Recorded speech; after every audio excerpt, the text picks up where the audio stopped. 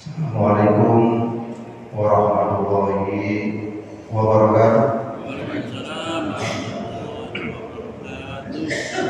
Subhanakallahumma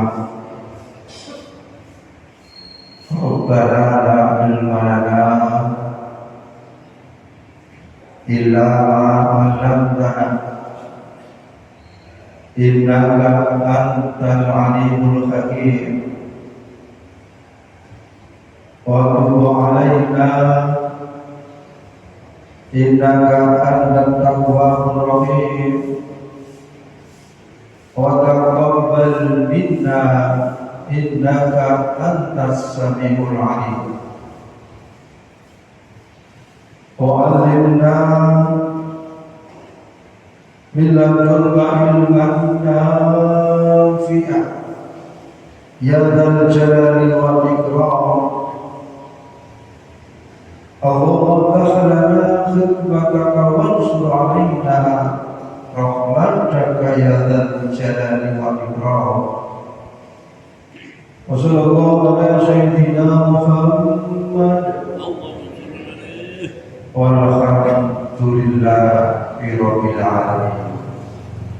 Hadirin hadirat jamaah Masjid Baitur Rahim, Majelis Taklim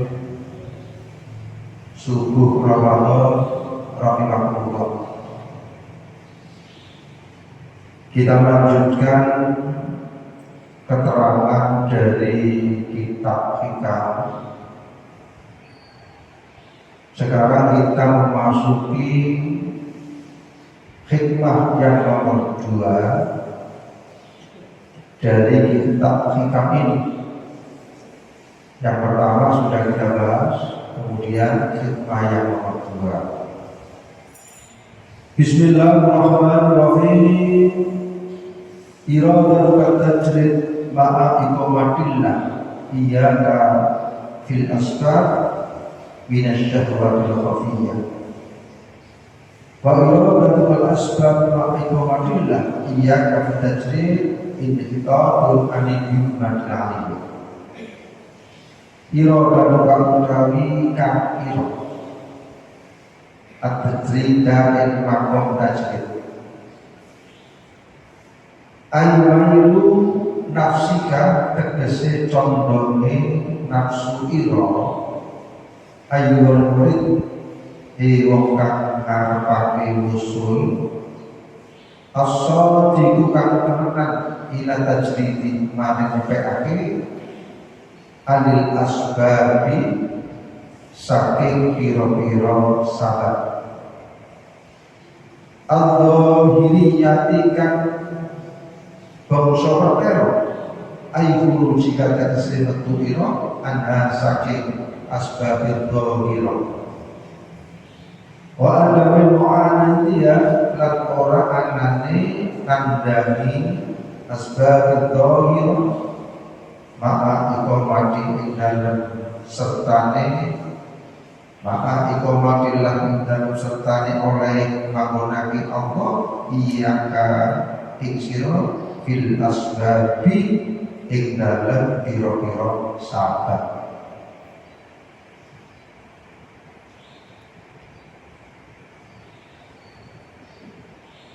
Iradatu tajrid keinginanmu untuk tajrid. Jadi tajrid itu golongan Allah menundukkan, memberikan satu kedudukan kepada manusia itu. Ada yang golongan tajrid, ada yang golongan asbab. Golongan tajrid itu golongan yang melulu ibadah tanpa memikirkan urusan dunia. Kemudian yang nomor 2 ada yang namanya golongan asbab. Orang yang beribadah kepada Allah, tetapi dia masih bekerja untuk mencukupi dalam rangka ibadah kepada Allah.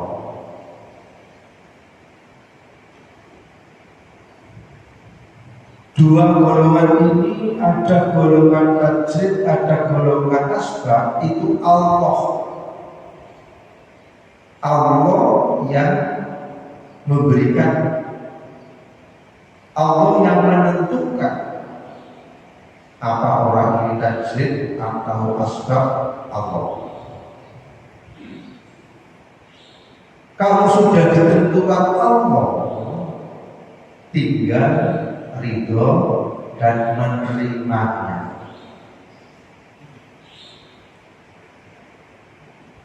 Sebagaimana diinformasikan di dalam Al-Quran surat Jariyah, wa ma khalaqtul jinna wal insa illa liya'budun. Dan aku tidak menciptakan jin dan manusia kecuali untuk ibadah. Jadi ibadah itu ada yang makhluk, ada yang ghairu makhluk. Sering kita bahas. Yang makhluk murni, yang ghairu makhluk adalah kamu. Puasa makhluk, sholat makhluk, zakat makhluk. Kemudian yang ghairu makhluk bekerja. Jadi dengan bekerja mulai pagi sampai sore itu termasuk ibadah.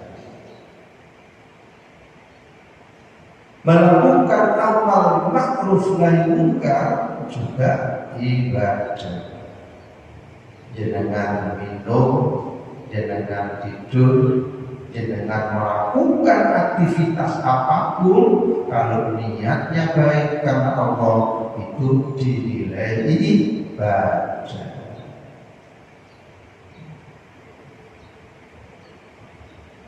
Itu adalah tujuan Allah menciptakan manusia dan jin. Kemudian tujuan Allah menciptakan manusia yang nomor 2 sebagai khalifah. Sebagaimana diterangkan di dalam surat Al-Baqarah, wa idza qala rabbuka lil malaikati inni ja'ilu fil ardi khalifah. Satu sisi ya, Allah menciptakan jin dan manusia untuk ibadah. Begitu juga yang nomor 2, bukan hanya sekedar ibadah murni, tetapi juga ada tugas yang nomor 2, kita sebagai khalifah di dunia ini untuk memakmurkan.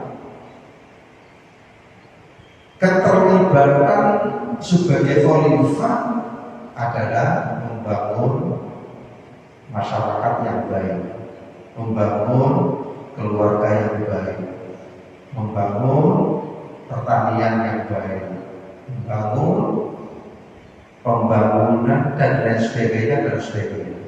Itu adalah tugas manusia sebagai hamba Allah yang pertama ibadah, yang kedua sebagai khalifah, memakmurkan keterlibatan manusia dalam rangka untuk kemajuan peradaban dunia. Kemudian tujuan yang pertama dalam rangka untuk beribadah kepada Allah, dalam rangka untuk beribadah kepada Allah butuh apa? Misalnya dengan sholat butuh sarana dan prasarana, butuh tempat masjid, butuh sholat, butuh rumah. Kemudian setelah itu adalah butuh yang namanya menuntut Allah, pakaian, ya, pakaian untuk Allah. Begitu juga untuk sandang, pangan, papan dan lain sebagainya dan sebagainya.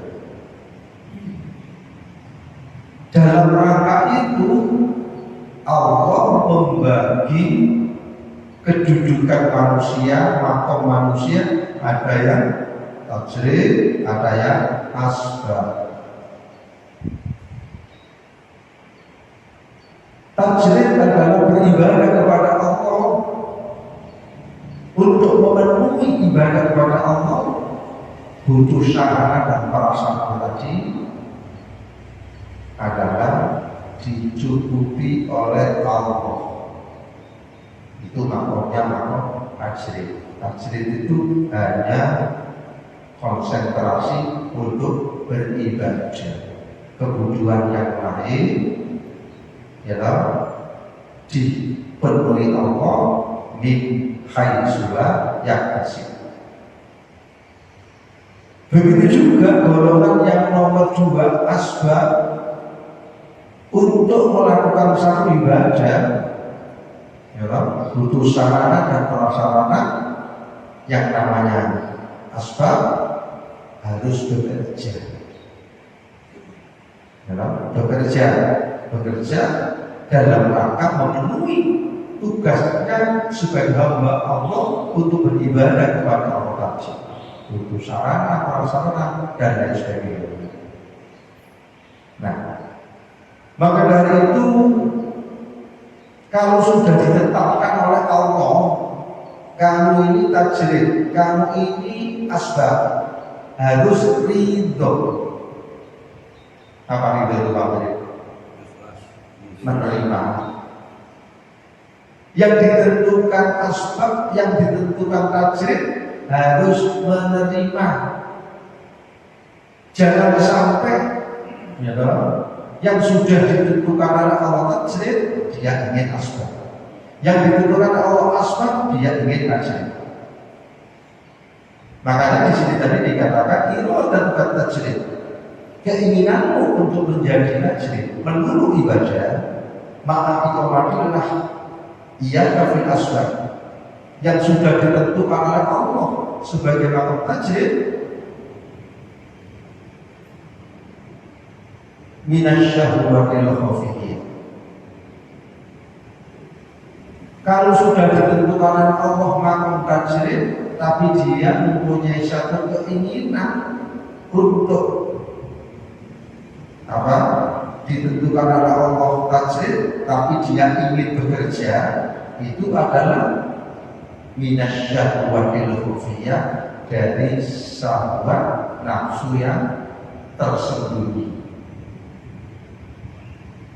Tetapi sebaliknya wa iradatu wal asbab, keinginanmu untuk bekerja ma'aqiqamatillah yang sudah ditentukan Allah, iyaka bitajrid, maka Allah mendirikan pendudukan dirimu dari maksud tajrid. Ini inhitatun anil himmatil aliyah, itu adalah turun dari makom yang tinggi menuju makom yang rendah. Artinya kalau sudah ditunjukkan oleh makom asbab bekerja tapi dia ingin menjadi tajrid, wis gak usah kerja, aku tak perlu ibadah, itu adalah bersumber dari nafsu yang ada di dalam diri kita, nafsu yang tersembunyi. Sehingga apa? Sehingga harus diterima. Yang memberikan kedudukan yang makom tajrid dan makom asbab ini bukan pilihan kita, tapi kita hanya menerima. Kalau kita beralih, itu adalah kalau diri kita yang menentukan, tidak boleh. Ya, anisyahwatil khafiyah termasuk syahwat nafsu yang tersembunyi di dalam diri kita.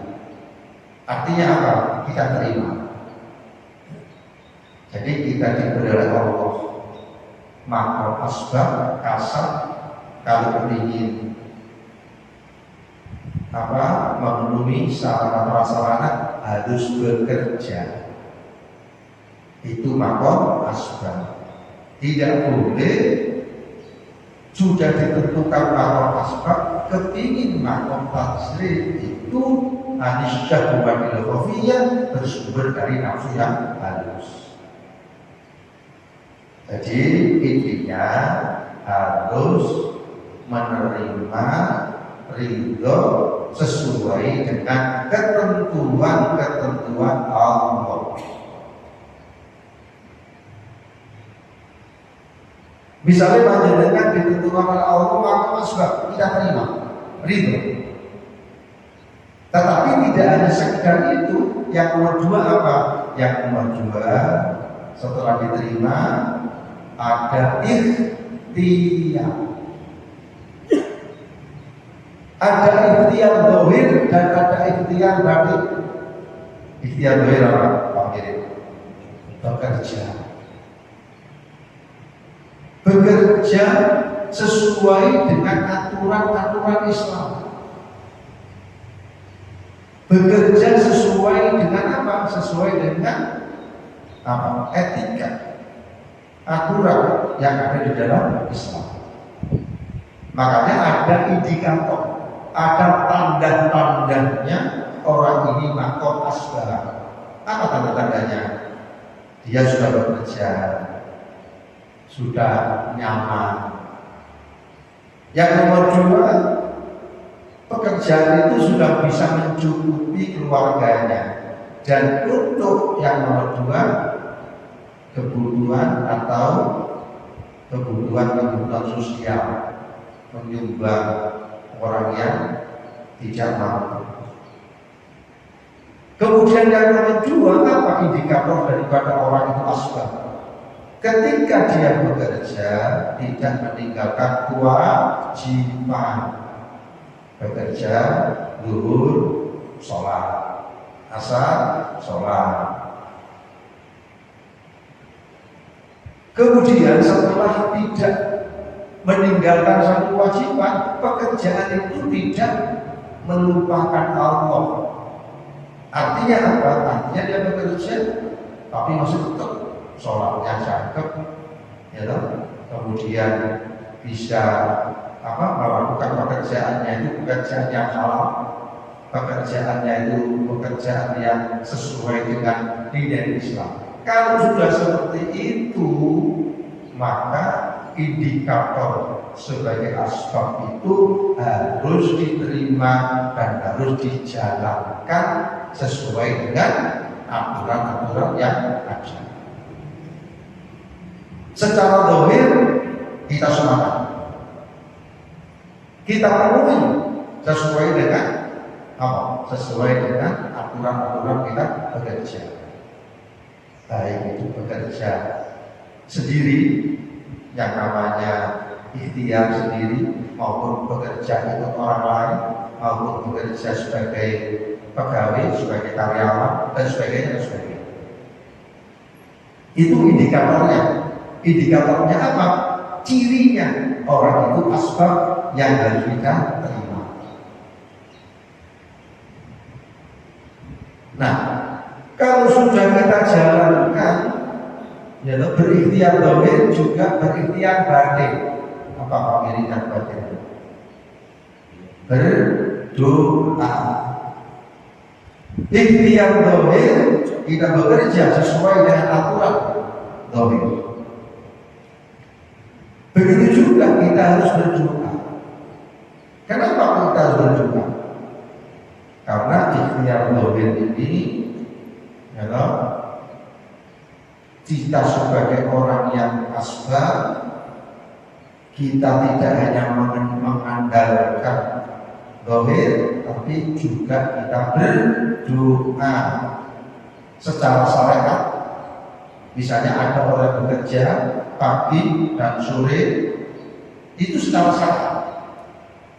Tetapi hasil dan tidaknya bukan kewenangan kita, bukan kewenangan kita sebagai manusia. Hasil dan tidaknya itu hak prerogatif Allah. Sehingga apa? Sehingga ketika berhasil dia bersyukur, ketika tidak berhasil dia sabar. Dua ini. Kenapa dia bersyukur? Karena keberhasilannya itu bukan dari dia. Keberhasilan itu adalah hakikatnya tertolong dari Allah. Ketika tidak berhasil karena sudah dipenuhi ya aturan-aturan sebagai seorang entrepreneur, sebagai seorang wirausaha, sebagai orang pegawai dan sebagainya sudah dilakukan, tetapi kenyataannya tidak sesuai dengan harapan, itu adalah harus sabar.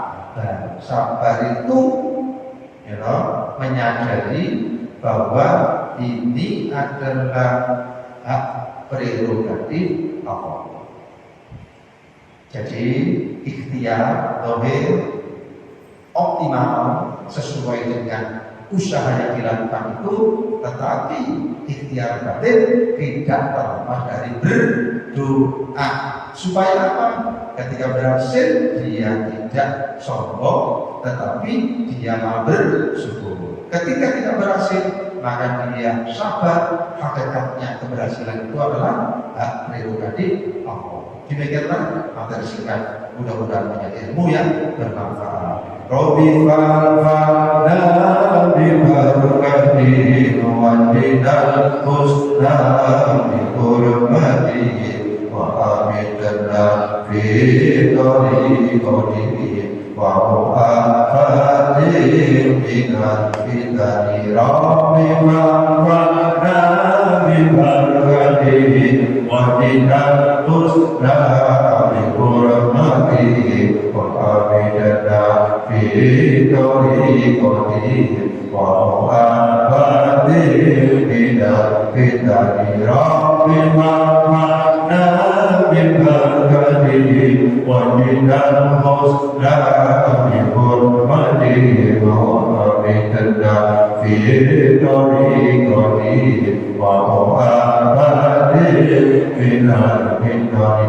اللهم صل وبارك على سيدنا محمد وارحمنا بالعالمين. اللهم ارزقنا علما نافعا، اللهم ارزقنا علما نافعا، رحمتنا مع النبي، رحمتنا للعالمين. رب اغفر لي ولوالدي وارحمهما ربياني صغيرا، رب لنا ولدينا ربيانا صغيرا. ربنا آتنا في الدنيا حسنة وفي الآخرة حسنة رب العالمين. اللهم اغفر لنا. Assalamualaikum warahmatullahi wabarakatuh.